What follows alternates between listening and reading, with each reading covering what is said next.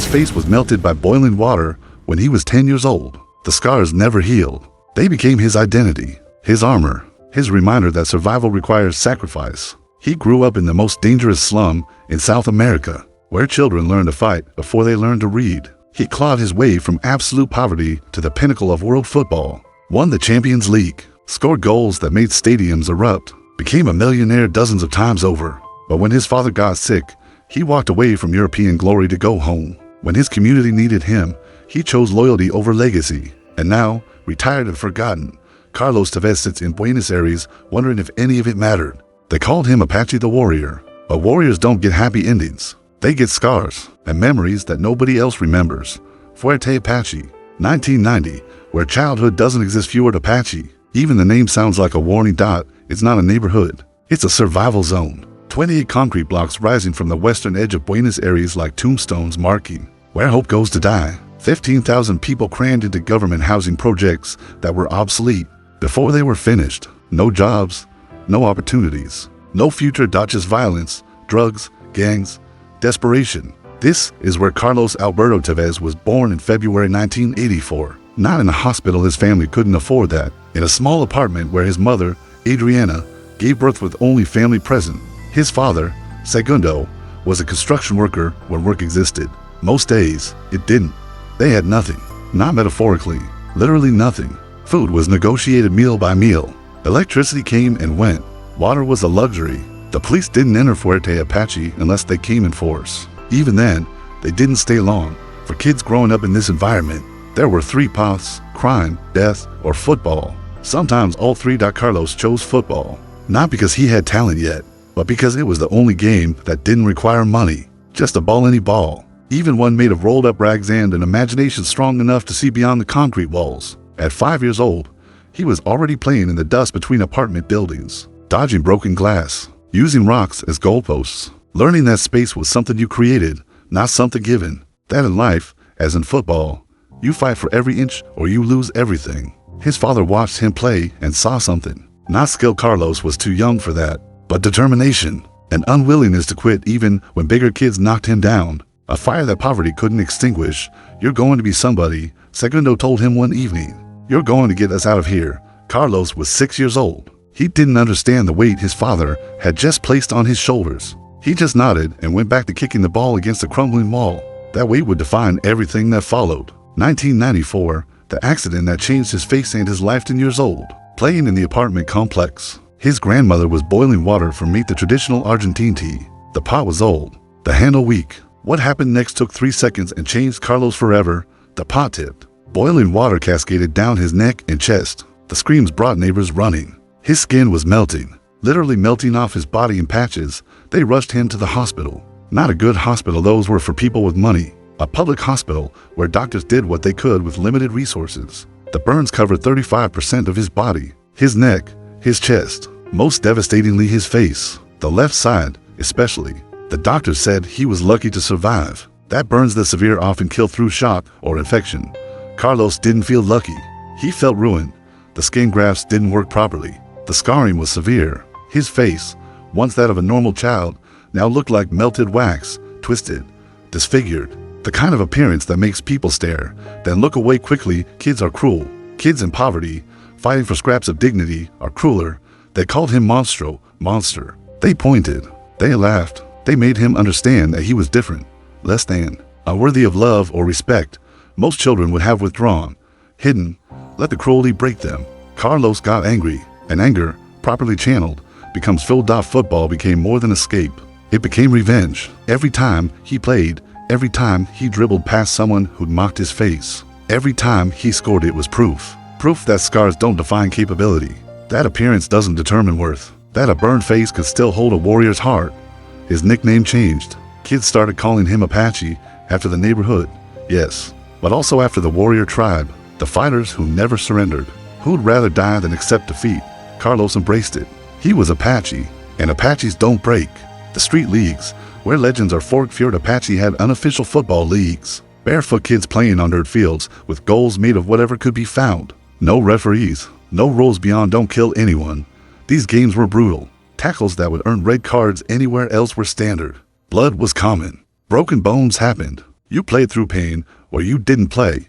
Carlos thrived in this environment, not because he was the most talented. Plenty of kids had skill, but because he played like losing meant starvation, because he'd spent his whole life fighting for everything, and football was just another battle. He was small, shorter than most opponents, but impossibly strong, low center of gravity, legs like pistons. Once he had the ball, removing it required violence, and even violence wasn't always enough.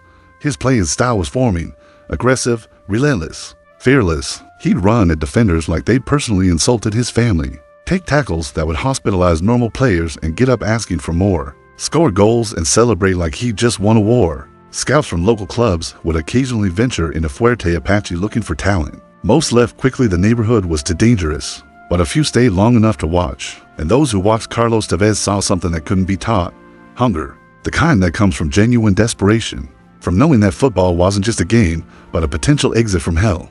All Boys, a modest Buenos Aires club, offered him a youth contract at 12 years old. Not much money, but a real team, real training, a pathway. His father cried when Carlos told him. Not sad tears, relief tears. Maybe, just maybe, the dream wasn't impossible. All Boys, the first step up. All Boys wasn't glamorous. Not Boca Juniors or River Plate, just a working class club in a working class neighborhood. But to Carlos, it was professional football. It was legitimacy. He joined their youth academy and immediately became clear he was different from other prospects. Most talented kids played with joy, with freedom, with the luxury of knowing that failure wasn't catastrophic. Carlos played like his family's survival depended on every match. Because it did. His style was unorthodox, technically gifted, but physically aggressive. He dribbled past 3 defenders, then absolutely demolished the 4th with a tackle disguised as a challenge. Scored goals, but also picked fights. Was brilliant, but also volatile. Coaches didn't know what to do with him. Carlos, you need to calm down, they'd say. Football is a team sport. You can't do everything alone. But Carlos had learned at Fuerte, Apache that if you wanted something done, you did it yourself. Relying on others meant disappointment. Control meant survival. At 16, he made his professional debut for All Boys first team, youngest player in the club's recent history. The match was forgettable, a mid-table league game, but Carlos's performance wasn't. He played 45 minutes, scored once, should have scored twice, got a yellow card for a tackle that might have been assault in a different context. The crowd noticed, not because he was elegant, but because he was electric. After the match, scouts from bigger clubs started calling. Boca Juniors, River Plate, even some international teams. Everyone wanted to know, who is this scarred kid who plays like he's settling a personal vendetta? 2001, Boca Juniors calls. Boca Juniors isn't just a club, it's a religion. The Stadium La Bombonera is a temple. The fans are fanatics in the truest sense. And wearing the blue and gold shirt means carrying the expectations of an entire nation. In 2001, Boca came calling. They wanted Carlos, 17 years old, still rough around the edges, still carrying the fury of Fuerte, Apache in every movement, but undeniably talented. The transfer fee was modest by football standards, but for Carlos's family, it was life-changing. Enough money to move out of Fuerte, Apache, to get his father better work, to give his siblings opportunities. Carlos signed, held up the Boca jersey with pride mixed with terror. This wasn't All Boys. This was the club Diego Maradona had played for, the club that defined Argentine football. The pressure could crush mountains. I'm here to prove that poverty doesn't define you, Carlos said in his first interview. That scars are just proof you survived something. The Boca fans, accustomed to bravado from new players, saw something different in Carlos. He wasn't performing confidence. He genuinely believed, or needed to believe, which, in football, amounts to the same thing.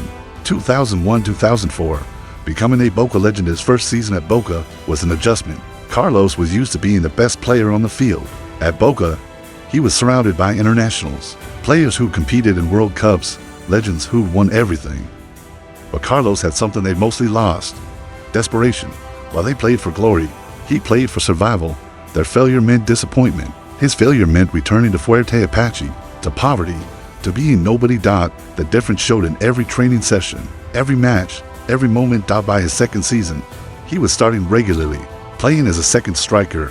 His role wasn't to be elegant. Boca had other players for that. His role was to be unstoppable, to attack defenders like they owed him money, to score goals that required more willpower than skill. And he delivered. 15 goals his second season, 20 goals his third. But more than numbers, he brought something intangible: belief. When Boca was losing, Carlos would grab the game by the throat and refuse to let go. When teammates doubted, He'd score impossible goals through sheer force of will. The fans loved him. Not the way they loved elegant players, but the way you love soldiers, warriors, people who bled for the cause. They started chanting his name. Not Carlos, just Apache, the warrior from the slums who become their champion. 2003, Copa Libertadores Glorious Copa Libertadores, South America's Champions League, the most prestigious club trophy in the continent. Boca Juniors had won it before, but not recently. The pressure to deliver was immense.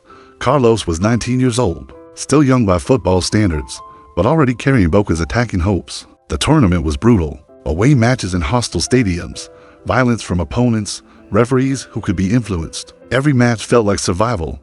Boca fought through the group stages, then the knockouts. Carlos scoring crucial goals, playing through injuries, refusing to be substituted even when exhausted. The final was against Santos FC, the Brazilian Giants. 2 legs, home and away, everything on the line. First leg in Brazil, Boca lost 1-0. Disaster. Coming back from a deficit in a Copa Libertadores final was nearly impossible. Second leg at La Bombonera, Boca needed a miracle. The stadium was shaking. 60,000 fans creating noise that felt like physical pressure. Carlos felt the weight. Every Argentine player did. The match was war. Santos defended desperately. Boca attacked relentlessly. Carlos was everywhere, dropping deep to collect the ball, running at defenders, creating chances, missing chances, getting fouled, getting up, attacking again. Then, in the 75th minute, chaos in the Santos penalty area. A scramble, bodies colliding, the ball bouncing, and Carlos, somehow, finding space, toe poking it into the net. 1-0, aggregate 1-1. Extra time looming. The celebration was primal. Not joy, desperation. They weren't winning yet, just surviving. Extra time passed without goals. Penalties, the cruelest lottery in sport. Carlos volunteered to take one, his face showing no fear, just determination. He placed the ball, stepped back, ran forward, buried it. No hesitation. Boca won the penalty shootout, won the Copa Libertadores. Carlos collapsed on the pitch, not from exhaustion, from release. Everything he'd survived, the poverty, the burns, the mockery had led to this. He was a champion, not despite his scars. Because of them, 2004, Olympic gold, Athens Olympics. Argentina's football team filled with future stars. Carlos, Javier Mascherano, Luciano Figueroa, players who'd go on to dominate world football. Carlos was 20 years old, already a Boca legend, but Olympics offered something different. National pride, representing Argentina on a global stage, proving he belonged among the elite. The tournament was dominant. Argentina crushed opponents. Carlos scored crucial goals, formed partnerships, showed that his aggressive style worked internationally, not just in South American club football. The final, Argentina versus Paraguay, gold medal on the line. Carlos scored a typical Tevez goal, nothing elegant about it, just will and positioning and a refusal to be stopped. Argentina won 1-0, gold medal around his neck. At 20 years old, Carlos Tevez had won a Copa Libertadores and Olympic gold, had gone from Fuerte Apache to the top of football in less than a decade. He should have been satisfied, should have felt complete, but satisfaction was a luxury for people who hadn't grown up in hell. For Carlos, every achievement just raised the question, what's next? How much higher can I climb? The answer was waiting, and it would take him to Europe, to fame and fortune beyond imagination, and eventually, to choices that would cost him everything. 2005, the Brazilian adventure after Olympic gold. Carlos was hot property. European clubs were circling. Real Madrid, Chelsea, Manchester United. The biggest names in world football wanted the warrior from Fuerte Apache. But Carlos made an unexpected choice. Corinthians, a massive Brazilian club, yes, but not Europe, not the ultimate stage. Why? Money, partly. Corinthians offered an astronomical salary by South American standards, but also familiarity. Brazil spoke Portuguese, close enough to Spanish that Carlos could communicate. The style of play was South American, aggressive, technical, passionate. Europe was unknown, intimidating. At 21, Carlos wasn't ready for that leap. Not yet. His time at Corinthians was spectacular. 18 months, 46 goals in all competitions, a goal-scoring rate that defied logic. He played with the same fury he'd shown at Boca, the same unwillingness to accept defeat, the same warrior mentality. Corinthians fans worshipped him. They'd never seen anything quite like this Argentine, who played like every match was personal, who'd get kicked repeatedly and just get angrier, who scored goals that shouldn't be possible through sheer force of will. But Brazil, for all its football brilliance, wasn't the top of the mountain. That was Europe. That was the Premier League. That was where legends were truly made. And in 2006, Europe finally got its chance to see Carlos Tevez. August 2006, the West Ham scandal transfer that brought Carlos to West Ham was immediately controversial, not because of his ability. Everyone knew he was talented, but because of how it was structured. Carlos didn't sign with West Ham the normal way. He was owned by a third-party investment group, Media Sports Investment. This group owned his economic rights, could dictate where he played, could sell him for profit. Essentially, Carlos was an asset, a commodity to be traded. This violated Premier League rules. Teams were supposed to own their players outright, not lease them from investment companies. But West Ham either didn't know or didn't care. They wanted Carlos. They wanted his Corinthians teammate Javier Mascherano too. Both players arrived on deadline day, in a blaze of publicity. West Ham have signed two of South America's biggest stars, the media proclaimed. This is the most ambitious transfer activity in the club's history, but behind the scenes, everything was wrong.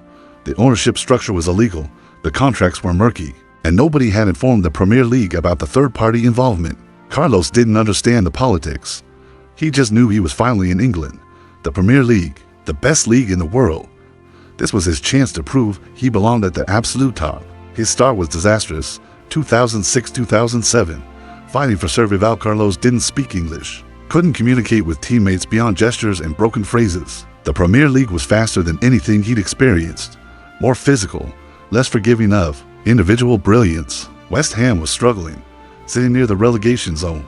The club was in crisis, and Carlos, supposed to be the savior, couldn't find his rhythm. First match, substitute appearance, barely touched the ball. Second match, started, looked lost. Substituted at halftime. Third match, dropped to the bench. The English media, never patient with foreign players who struggle, started questioning whether he was worth the hype. Tevez looks out of his depth, they wrote. Perhaps South American success doesn't translate to the Premier League. Carlos heard every word, felt every doubt, and got angry. By November, West Ham was in serious relegation trouble. The ownership scandal had broken publicly. The Premier League was investigating. Other clubs were demanding West Ham be punished. The atmosphere was toxic. Carlos finally started finding form. Not spectacular form, but glimpses. A goal here, an assist there, moments where his quality shone through the chaos. But it was January when everything changed. Manager Alan Pardew was fired. Alan Curbishley took over, and Curbishley saw something in Carlos that Pardew hadn't. Desperation that could be weaponized. Carlos, Curbishley told him through a translator, I don't care if you can't speak English. I don't care if you're struggling to adapt. I need you to do what you did in Argentina. Fight every single match like your life depends on it. Carlos understood fighting. That was the language of Fuerte. Apache. April-May 2007. The Great Escape. West Ham's final 10 matches of the season were survival football. Every game was a cup final. Lose, and Premier League status worth hundreds of millions disappeared. Win, and live to fight another season. Carlos played like he'd been released from a cage. Not pretty, not elegant, just relentless, pressing defenders, harassing goalkeepers, winning tackles he had no business winning, scoring goals that were more willpower than skill. 7 goals in the final 10 matches. Not just goals, crucial goals. Goals that won points, goals that kept West Ham alive. The most important came in the final home match against Bolton. West Ham needed to win. A draw wasn't enough. Lose, and relegation was almost certain. Carlos scored a stunning goal, picking up the ball 30 yards out, driving forward, 3 defenders closing in, hitting a shot that dipped and swerved and somehow found the top corner. The stadium erupted. West Ham won 3-1, stayed up by the smallest margin possible, and Carlos Tevez became a hero. Not for beautiful football, for refusing to accept defeat, for carrying a struggling team on his scarred shoulders when nobody else could. But the ownership scandal was far from over, and Carlos was about to learn that football isn't just about what happens on the pitch. Summer 2007, the verdict and the moveth. Premier League finally issued its ruling on the West Ham ownership scandal. West Ham was guilty of violating third-party ownership rules. The punishment, a fine, no points deduction, no relegation. This was controversial.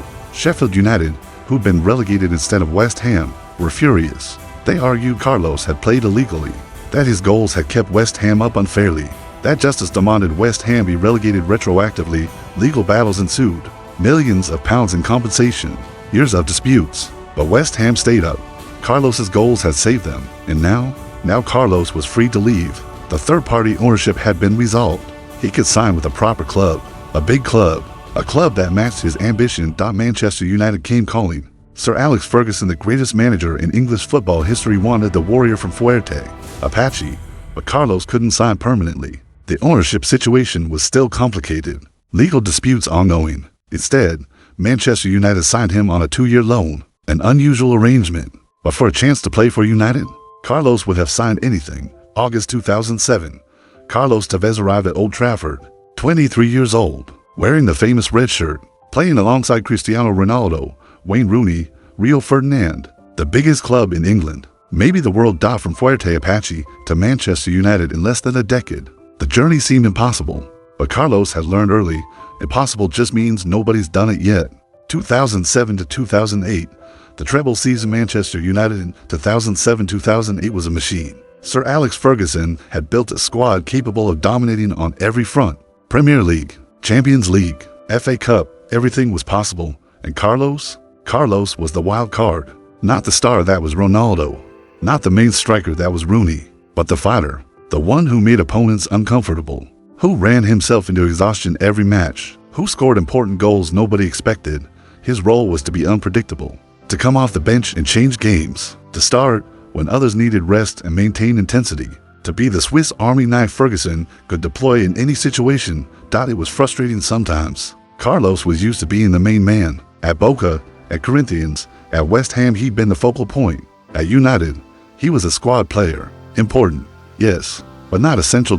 His English was improving, slowly, enough to understand teammates and follow instructions, but he still felt like an outsider. Ronaldo and Rooney had their partnership. The English players had their cliques. Carlos existed in the spaces between, but he produced 14 goals across all competitions. Not spectacular numbers, but timely goals. Goals in crucial moments. The season reached its climax in Moscow. Champions League final, Manchester United versus Chelsea, the biggest match in club football. Carlos started on the bench, watched as the match unfolded.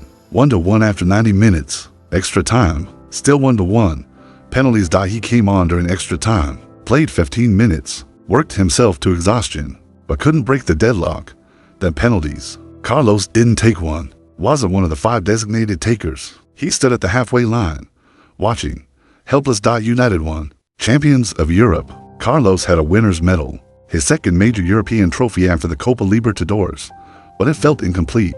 He hadn't scored, hadn't been essential, had been more spectator than protagonist. Still, he'd won, at the highest level, with the biggest club. That had to mean something. 2008-2009, the championship season, second season at United. The pattern continued. Carlos playing important minutes, but rarely starting, coming off the bench, being the plan B when plan A faltered. Ferguson trusted him. Teammates liked him. Fans appreciated his work rate, but he wasn't a United icon, wasn't someone the club would build around. The season was successful. Premier League champions again. 3 consecutive titles for United. Carlos contributed 14 goals across all competitions again. Solid, professional, reliable.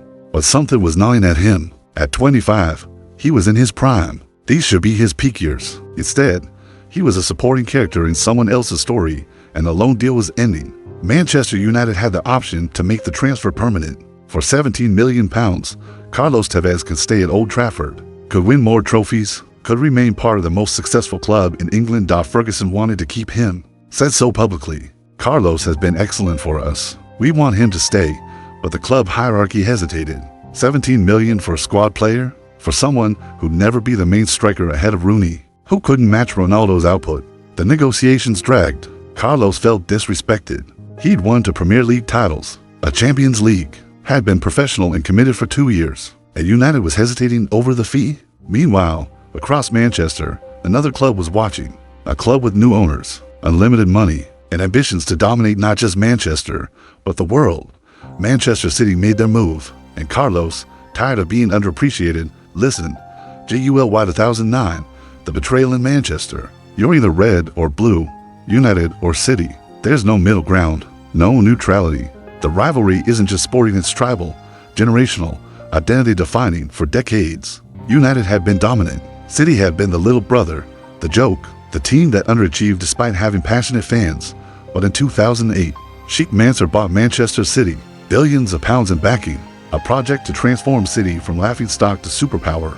Money to buy anyone, ambition to overtake United. Their first major statement signing, Carlos Tevez, Manchester United's player. Joining their biggest rival, the transfer fee, £47 million, more than double what United had been asked to pay. The message was clear. City wanted Carlos, would pay whatever it took, would show United that the power balance in Manchester was shifting. Carlos's decision was seen as betrayal by United fans. How could he? They asked. 2 years with us, to championships, Champions League winner, and he goes to City? But Carlos saw it differently. United had treated him like an option. City treated him like a priority.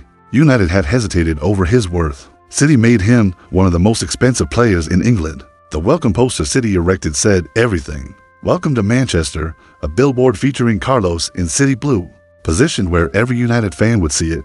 Not welcome to Manchester City, just welcome to Manchester, as if United didn't exist, as if the city now belonged to Carlos and to City. The fury from United fans was immediate and intense. Carlos had crossed the most sacred line in Manchester football. He was now the enemy, and Carlos, he was ready for war. 2009 to 2011, the City revolution. Manchester City in 2009 wasn't a great team yet, just a rich team, buying expensive players but lacking cohesion, lacking identity, lacking the winning mentality that separates good teams from great ones. Carlos was supposed to change that, be the warrior who taught City how to fight, how to win, how to believe. His first season was solid. 29 goals across all competitions, top scorer, the focal point of the attack, everything he'd wanted at United but never quite received. But City finished 5th. No Champions League, no trophies, just progress, which, for a club spending hundreds of millions, felt like failure. His second season was worse. Injuries plagued him. Fitness issues emerged. He played only 16 league matches, scored just once. The Warrior was wounded. Worse, his relationship with manager Roberto Mancini deteriorated. Mancini wanted tactical discipline, positional structure. Carlos wanted freedom, to roam, to attack wherever he saw space. September 2011, a match against Bayern Munich. City losing to 2-0. Carlos on the bench. Mancini planning to bring him on. Carlos, warm up. You're going in. Carlos refused. Stayed seated, in full view of the cameras, in front of 50,000 fans. On the biggest stage in club football. The footage went global. A player refusing his manager's instructions. In the middle of a crucial match. The insubordination was shocking. Mancini was furious. He's finished, Mancini said after the match. He will never play for Manchester City again. Carlos was suspended. 2 weeks unpaid. Fine. Ostracized from the first team. Forced to train alone. The incident defined how many people saw Carlos. Talented but difficult. Brilliant but unprofessional. A warrior who couldn't be controlled. 2012. Redemption and farewell. Mancini eventually needed Carlos again. City's title challenge required every available player. In January 2012, Carlos was reintegrated. He came back humble, apologized, worked hard, accepted his role, and slowly he earned back trust. May 2012, the final day of the Premier League season. Manchester City versus QPR. City needed to win to clinch their first league title in 44 years. Lose or draw, and United would win instead. The match was a disaster. City losing 2-1 with minutes remaining. The title slipping away. Old Trafford already celebrating United's championship. Then, in injury time, the impossible happened. Edin Dzeko equalized. 2-2. Moments later, Sergio Aguero scored. 3-2. City had won the title in the most dramatic finish in Premier League history.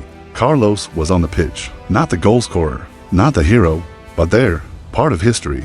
A Premier League champion with Manchester City. But that summer, he left, joined Juventus in Italy. The relationship with Mancini was irreparable. City was moving on, building a new identity. Carlos's warrior mentality no longer fit. He'd spent 3 years at City, won an FA Cup and a Premier League title, became a club legend despite the controversies. But the Munich incident would forever taint how people remembered his time there. Carlos Tevez, brilliant, flawed, unforgettable.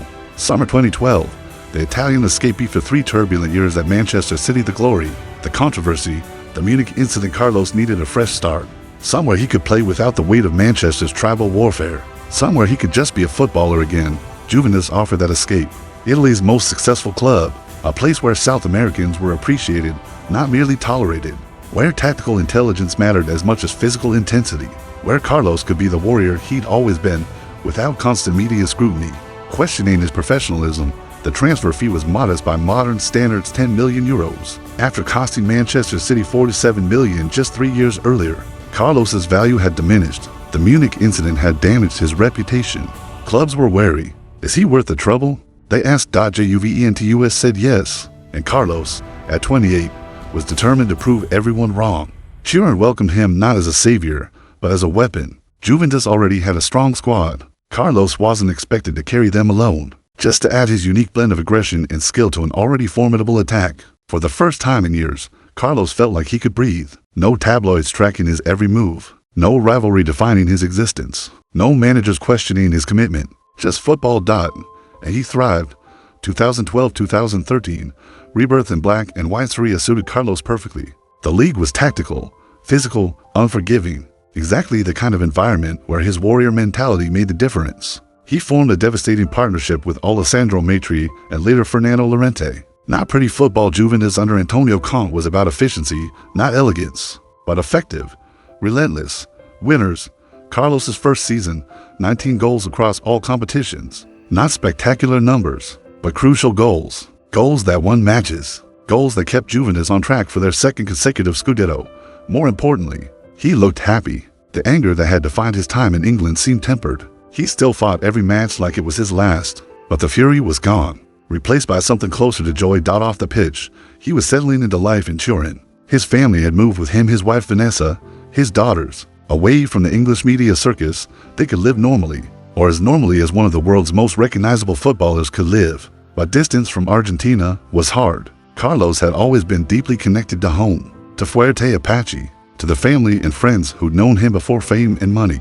Video calls helped, but they weren't the same as being there. His father, Segundo, was aging, health issues emerging.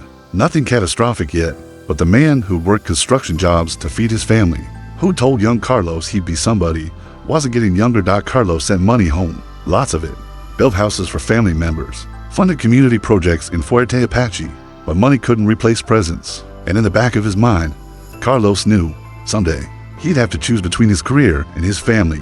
That day was coming sooner than he thought.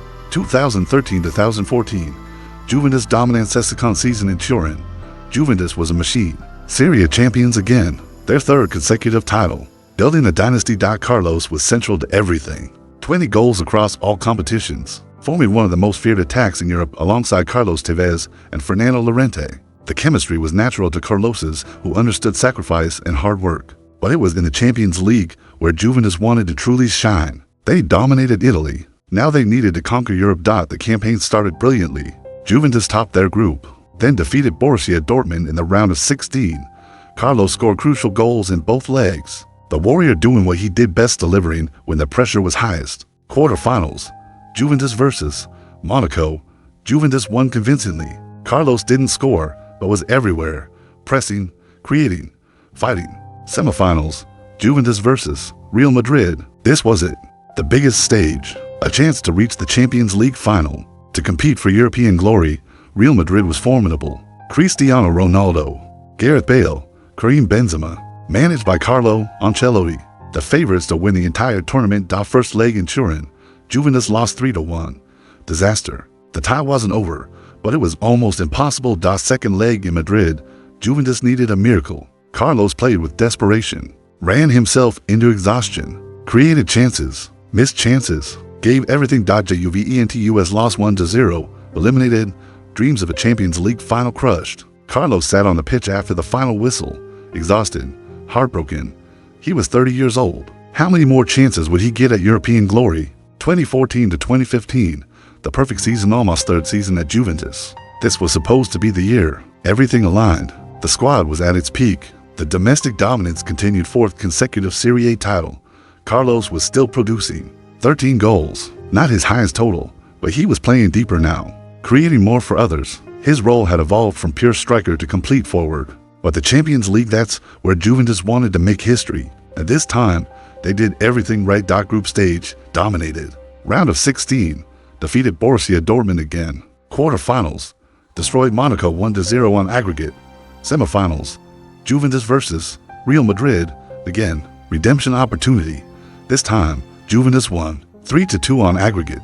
Carlos didn't score, but was instrumental. The warrior mentality that had defined his career had helped drag Juventus to the Champions League final for the first time since 2003. The final, June 6, 2015, Berlin, Juventus. V's. Barcelona was perhaps the greatest club side ever. Assembled Messi, Neymar, Suarez, Iniesta, Xavi, retiring at season's end but still influential. They had won La Liga, won the Copa del Rey, one match away from the treble. Juventus was the underdog, but Carlos had been the underdog his entire life. And underdogs don't lose because they're scared. They lose because the opponent is better. Barcelona was better. They won 3-1. Luis Suarez and Neymar scoring. Messi pulling strings. Juventus fought. Carlos especially fought, but it wasn't enough. After the match, Carlos stood at the center circle. Silver medal around his neck. The closest he'd come to European glory since 2008. And this time, he'd been a key player. Not a squad member. A protagonist. But second place means nothing in football. History remembers winners. Carlos was 31 years old. Still at the top of his game, still capable of playing at the highest level. Juventus wanted him to stay. Europe wanted him to continue. But back in Argentina, his father's health was declining, and Carlos was beginning to realize that some things mattered more than trophies. June 2015, the Cala came the day after the Champions League final. Carlos was still in Berlin, still processing the loss, still wondering what he could have done differently. His phone rang. His mother. Her voice immediately told him something was wrong.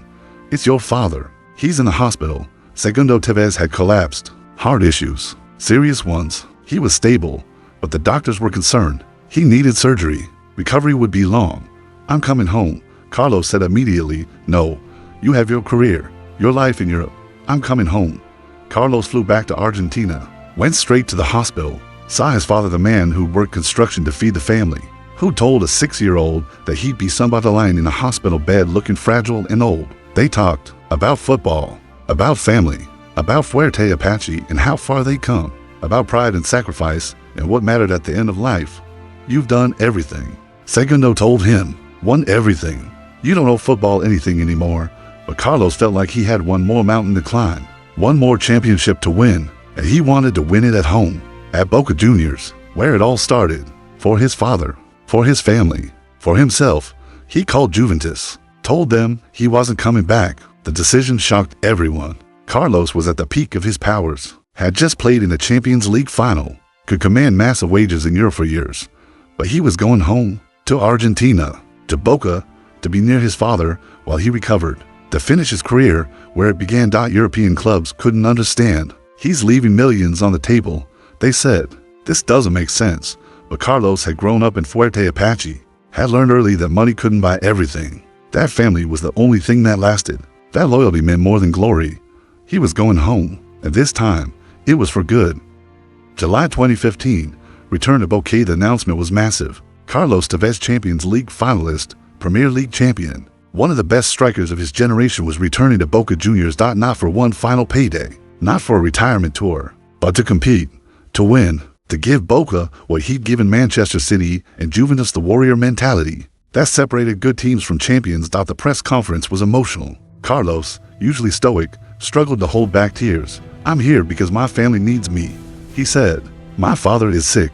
I want to be close to him, and I want to win another Copa Libertadores for Boca, for Argentina, for everyone who believed in me when I was nobody." The Boca fans went insane. Their prodigal son was home. The boy from Fuerte, Apache, who conquered Europe, was back to finish what he'd started. His wages were a fraction of what he could earn in Europe or China, but money had never been the point. Not really. Carlos had enough money to support his family for generations. What he didn't have was time with his father, and time, once gone, can never be bought back. 2015 to 2016, the homecoming season playing for Boca at 31 felt different than playing for them at 19. Carlos was older, slower. His body carried the scars of 15 years of professional football at the highest level, but he was wiser, more complete, less reliant on pure physicality. He'd learned tactical nuance at Manchester United, positional discipline at Manchester City, technical precision at Juventus. He combined all of it with the warrior spirit that had always defined him, and Boca, which had been struggling for years, suddenly had an identity again. Carlos scored 13 goals in his first season back, not spectacular by his peak standards, but enough. More importantly, he brought belief. When Boca was losing, teammates looked at Carlos, and Carlos, through sheer force of will, would find a way off the pitch. He was with his father constantly, hospital visits, rehabilitation sessions, just sitting together watching football, making up for years spent thousands of miles away. Segundo was recovering, slowly, but recovering. The surgery had been successful. With time and care, he'd be okay. Was it worth it? Someone asked Carlos. Coming back, leaving Juventus, Carlos didn't hesitate. I've won everything in Europe. Trophies, money, recognition. But this being here when my father needs me, this is what I'll remember. This is what matters. Not everyone understood, but Carlos didn't need them to. He understood, and that was enough. 2016 to 2017, chasing Libertadores in full season back at Boca. Carlos was 32, still producing. 15 goals across all competitions. Still the leader, still the warrior. But the Copa Libertadores, the trophy he'd won in 2003, the one he wanted to win again before retiring, remained elusive. Boca made a deep run, fought through the group stage, defeated opponents in the knockouts. Carlos scoring crucial goals, playing through injuries, refusing to rest even when his body begged for it. They reached the semifinals, faced Independiente, lost. Carlos was devastated. This was supposed to be the fairy tale. Return home, win Libertadores, retire as a Boca legend forever. But football doesn't script fairy tales. Sometimes the warrior fights his hardest and still loses. Still, he continued. 2017-2018, another season. More goals, more battles, more near misses. His father's health stabilized. Not perfect, but manageable. The decision to come home had been the right one, even without the second Libertadores trophy, even without the perfect ending, because life isn't about perfect endings. It's about showing up when people need you, about prioritizing what matters, about understanding that glory fades, but family endures. 2018, the Chinese temptation in January 2018, an offer arrived that tested everything Carlos believed about loyalty and family. Shanghai Shenhua, Chinese Super League. They wanted Carlos, and they were offering an obscene amount of money, 40 million euros per year after tax, more than he'd earned in his entire career at Juventus. For 1 year's work, Carlos could secure generational wealth, could set up his children's children, could fund every community project in Fuerte, Apache he'd ever imagined. His father encouraged him. Take it. You've earned it. 1 year. Then come back. Carlos was 34. His time at the top level was ending. This might be the last massive payday available. He signed, moved to Shanghai, told himself it was temporary. 1 year. Then he'd return to Boca for a proper farewell. But China was miserable. The football was poor. The culture alien. The loneliness crushing. He was making more money than he'd ever dreamed of as a child in Fuerte, Apache. And he was miserable. 6 months in, he called Boca. I want to come home. Your contract. I don't care about the contract. I don't care about the money. I need to come home. He negotiated an early release, forfeited millions, returned to Argentina in December 2018, rejoined Boca for a fraction of his Chinese salary, because he'd finally learned the lesson Fuerte Apache had been teaching him his entire life. Home isn't a place. It's the people who need you, and no amount of money is worth being separated from them. 2019 to 2021, the last stand at Boca. Carlos returned from China diminished. Not in spirit, the warrior mentality remained intact, but physically, the body that had carried him through 17 years of elite football was breaking down. He was 35 years old. His knees complained after every training session. His recovery took days instead of hours. The explosiveness that had terrorized Premier League defenders was gone, replaced by experience, intelligence, will. But will alone doesn't score goals. And Boca, competing for championships, needed production. His final 3 seasons at Boca were a study in determination versus decline. He'd have matches where glimpses of the old Carlos appeared: the aggressive pressing, the impossible goals scored through sheer refusal to accept defeat. Then matches where he looked every bit his age, slow, struggling, a legend playing on borrowed time. The statistics tell part of the story: 28 goals across 3 seasons. Respectable for a player in his mid-30s, but not enough for someone who'd once scored 46 in 18 months at Corinthians. More telling were the moments between the numbers, the leadership, the way young players looked at him, the standards he set in training, the refusal to accept mediocrity even when his body couldn't match his ambitions. Boca won the Superliga in 2019 to 2020, Carlos's 6th championship with the club across his 3 separate stints. At 36, he was still winning, still relevant, but the Copa Libertadores, the trophy that had defined his career's second act, remained elusive. Boca kept trying, kept reaching semifinals, kept falling short, and Carlos, watching younger players struggle in crucial moments, felt the weight of time. He could still help, still contribute, but carry the team alone? Those days were gone. His father attended matches when health permitted, sitting in the stands, watching his son, now gray at the temples, marked by scars both visible and hidden, still fighting, still refusing to quit. You've done enough, Segundo would tell him after matches, "Nobody can say you didn't give everything, but enough is a concept warriors struggle with. How do you stop fighting when fighting is all you've known?" June 2021, the decision 2020 to 2021 season ended without major trophies. Boca had fought hard, but come up short. Carlos had played regularly, but not dominantly. The future was clear. He could continue playing for another year, maybe two, be a rotation player, a veteran presence, a name on the team sheet, or he could stop, walk away with dignity, before the decline became embarrassing, before people remembered him as the player who stayed the long rather than the warrior, who conquered continents. The decision came not in a moment of clarity, but through accumulated exhaustion, the morning routines that required longer warm-ups, the injuries that lingered, the recovery that never quite felt complete, the knowledge that his best football was 15 years behind him. In June 2021, Carlos Tevez announced his retirement. 37 years old, 20 years as a professional, 8 different clubs, 26 major trophies, over 300 career goals. The press conference was held at La Bombonera, the stadium where he'd become a star, where he'd won his first Copa Libertadores, where he'd returned twice when Europe had finished with him. "I'm retiring," he said simply. "My body can't do what my mind wants anymore, and I'd rather stop now than become a shadow of what I was." The tears came when he talked about his father, about the choice to leave Juventus, about the years spent close to family instead of chasing more trophies in Europe. "People told me I was crazy to leave Italy, that I was throwing away my career. But I got 6 more years with my father. 6 years I wouldn't have had if I'd stayed in Europe chasing glory. That's worth more than any trophy." The standing ovation lasted 5 minutes, not just from Boca fans, from everyone who understood that Carlos Tevez had played football differently, had prioritized differently, had shown that success doesn't require sacrificing everything. But even as they applauded, the question lingered: would this be enough? Would people remember? Would his legacy survive in a sport that consumes legends and forgets them within a decade? 2021 to 2022, the quiet after the retirement is peculiar for athletes. One day, you're someone. The next, you're someone who used to be someone. Carlos tried to stay busy, accepted a brief managerial position at Rosario Central, lasted less than a year. The stress wasn't worth it. Managing required political skills Carlos had never developed. He was a warrior, not a diplomat.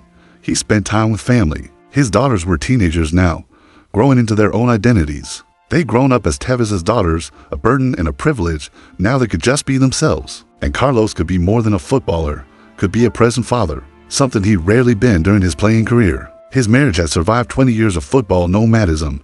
Vanessa had moved continents with him, raised children in different languages, dealt with media scrutiny and transfer controversies. She'd been the constant while everything else changed. Now, finally, they could settle, stay in one place, build a life that wasn't dictated by contracts and transfer windows. But settling felt strange. For 2 decades, Carlos had lived in motion, training, traveling, competing.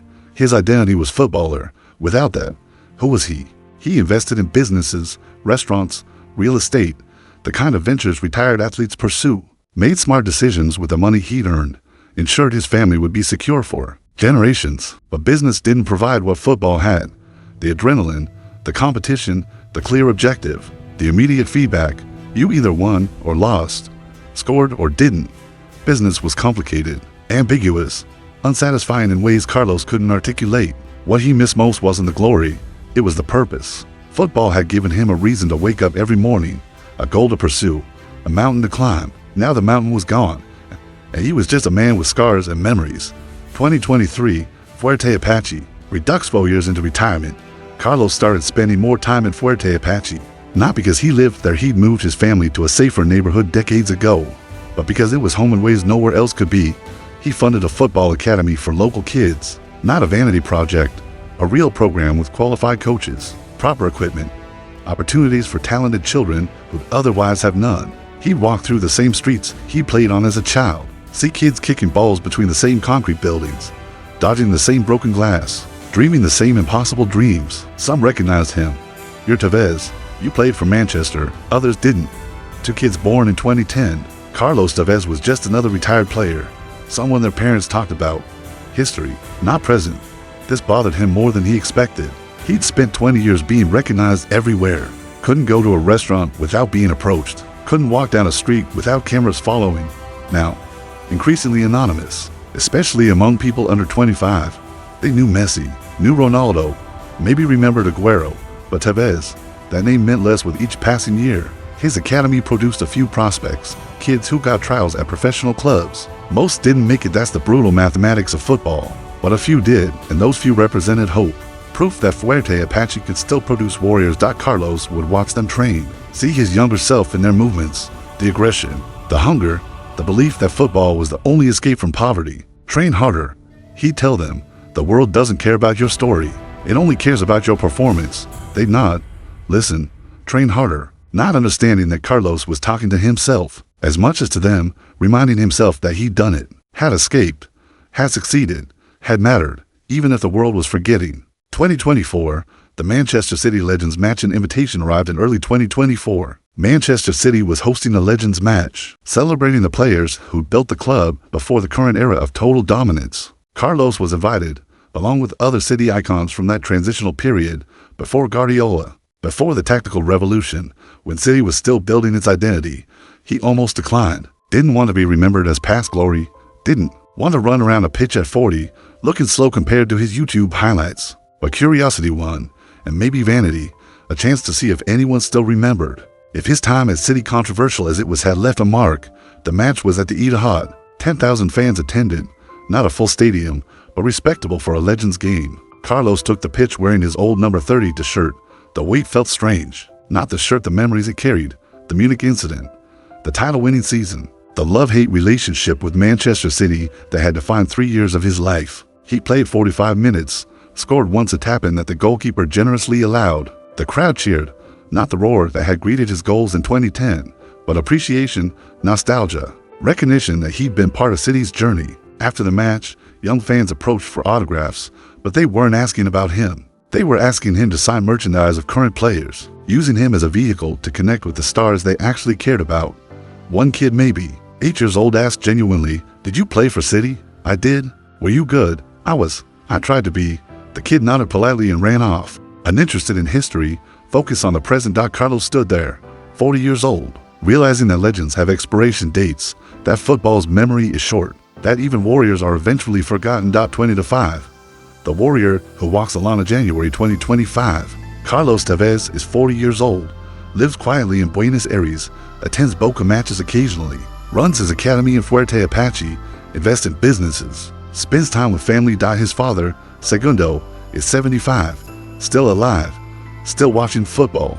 The decision Carlos made in 2015 to leave Juventus gave them 10 additional years together, years that wouldn't have existed if Carlos had stayed in Europe. Was it worth it? Was sacrificing potential Champions League glory worth being present for his father's decline and recovery? Worth missing out on millions in wages? Worth ending his European career earlier than necessary? Carlos says yes, unequivocally, without hesitation. But late at night, alone with his thoughts, he sometimes wonders, what if he'd stayed at Juventus, won that Champions League, played until 40 in Europe, built a legacy that transcended borders and generations? Would more people remember him? Would his name carry weight among fans who didn't watch football in the 2000s? The answer, uncomfortable as it is probably yes. Legacy building requires visibility. Carlos chose invisibility, chose home over stage, chose family over fame.